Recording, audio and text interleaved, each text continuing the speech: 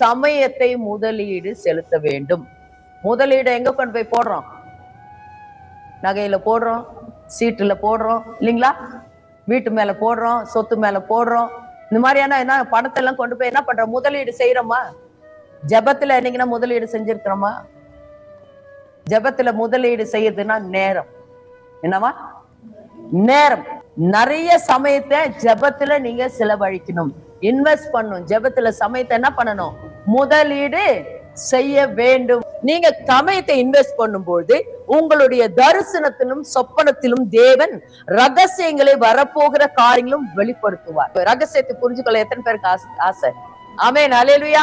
அதிகாலையில ஏஞ்சிருங்க, எவ்வளவு நேரம் வேணாலும் நம்ம செலவு பண்ணிடலாம். அப்புறம் கூட என்ன பண்ணலாம், வேலைங்கெல்லாம் முடிச்சு கொஞ்ச நேரம் படுத்து தூங்கலாம். ஆமென், அல்லேலூயா. அந்த நேரத்தை விட்டுட்டு அப்புறம் உனக்கு ஜெபிக்கவே முடியாது. தள்ளி தள்ளி தள்ளி தள்ளி போயின்னு இருக்க, அன்னைக்கு ஜெபமே ஜெபிக்க முடியாது.